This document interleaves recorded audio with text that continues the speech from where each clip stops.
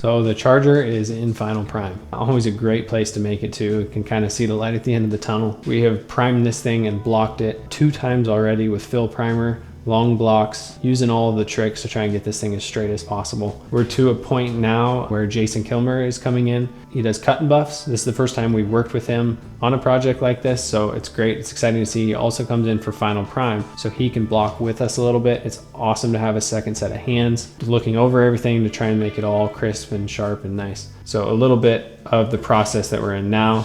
You know, we start like first prime is sanded in 150. So we've gotten, you know, as we go through the primes, we get to finer and finer papers. This will all be finished in 400 grit, and that's the prep for paint. The car is entirely assembled minus the hood. We've taken the hood off because we blocked across the panels and we're comfortable with where that's at. Everything has been, we haven't even opened the doors throughout the primes, just because every time we're blocking so fine, stuff that you can't even feel, that every time you open and close the door ends up in a slightly different spot. And we're blocking directly across the panel. So that slight movement almost resets everything that we already did. So doors closed all the way through final sand. And you can see what we do in this stage and every stage of priming of complete cars, we guide coat the entire car, which is basically a thin layer of colored. You can see the color difference here to here. And what that does is as we're sanding on it, we can see the highs and the lows. This is a perfect spot here. As this is being sanded, this is sanded with 320 before we go to 400.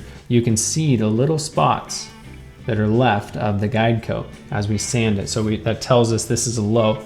And I mean, this is such a minor shape. Like you can only feel the texture difference. It's not something you can feel, but it gives you a visual reference for when you're blocking. Now we need to basically block around this low and work our way into it.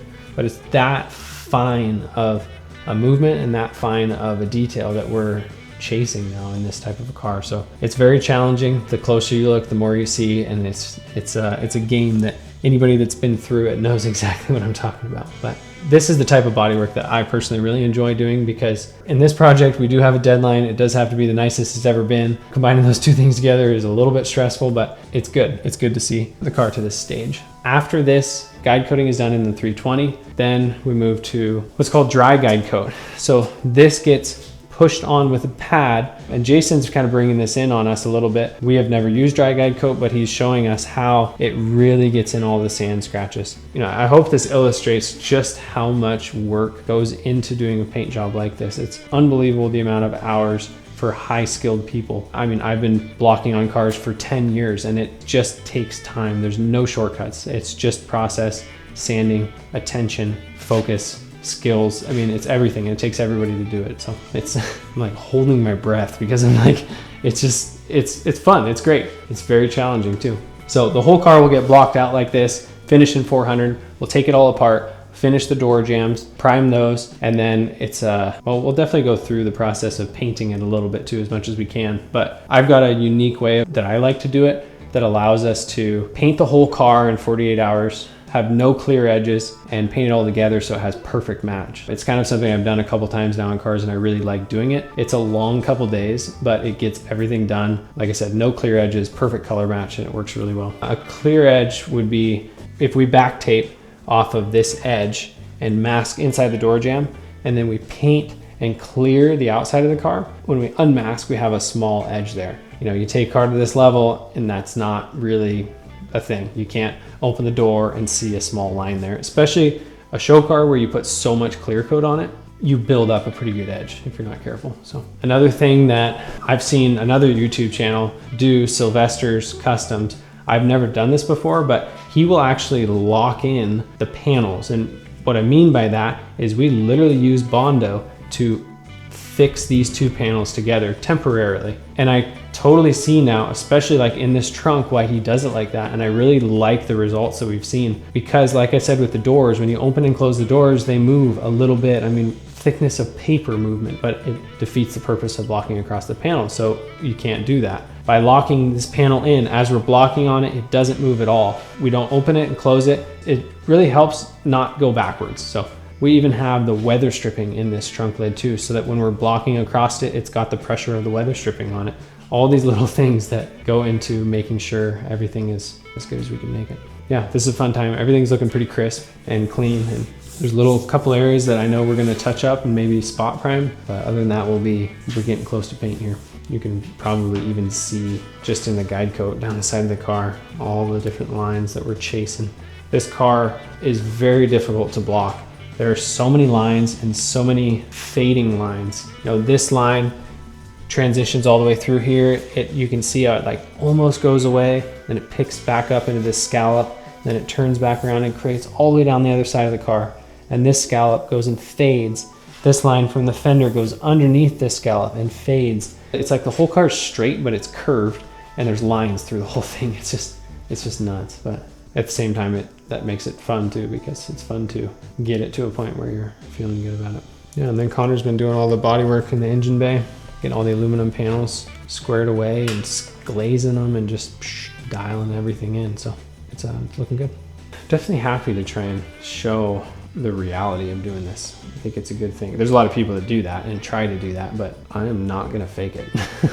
Like, this is what it is. We didn't do this in 3 days. I'm like, that's not what it is. Yeah, there's definitely some shows out there that do that and do a good job of it, but as boring as it may be, the more we can educate customers, pre-brief them a little bit on what it actually looks like to do this, what it actually means to take a car to SEMA, because it's no joke. You really got to commit to it and be, the goal being that everybody enjoys it all the way through. There's nothing about this that should be stressful. Like, it is, like it's just life, but it shouldn't be like that. So as much as we can educate people out of the gate on what it means to take a car to SEMA, so they can make sure they want to go for sure and they can enjoy it all the way through. It's important. And after this car, we'll prove that we can deliver.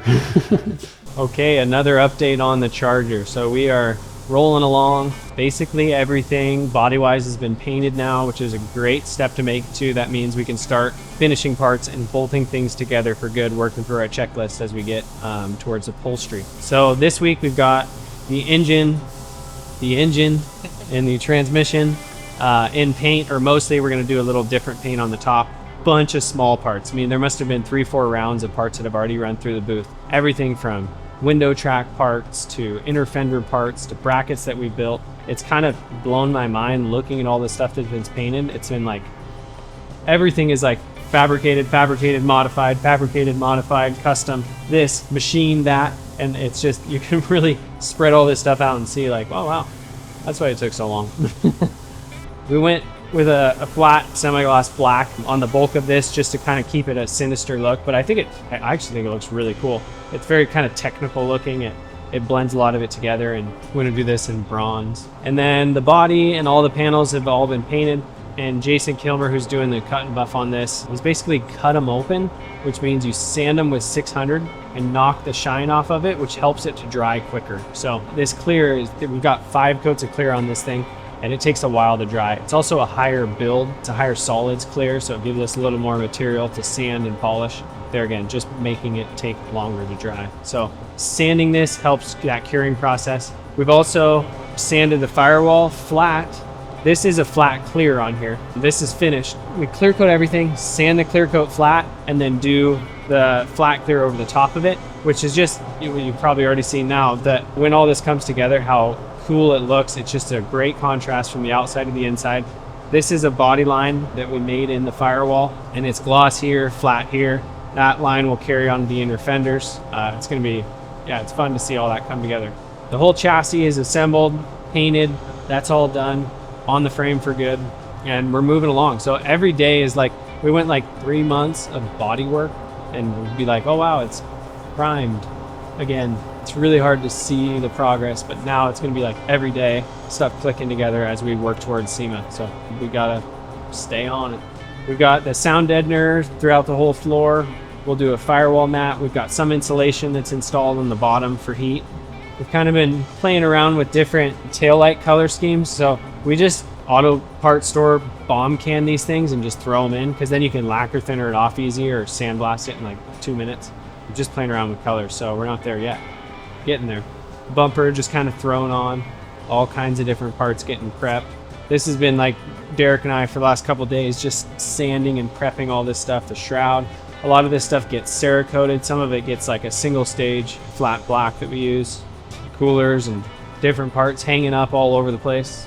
Run a round of paint parts through the booth, take them out, hang them up, get another round going. So this is more small parts. We got pedals, we got stuff for the coil covers that we machined. We'll be running a bunch of our U-drill line clamps through there. Those will get Cerakoted. This is all the support bars for the fenders, the whole custom one-off core support. It's got all the coolers in it. It'd be fun to show you more as we, over the next month, get a lot of this stuff put together.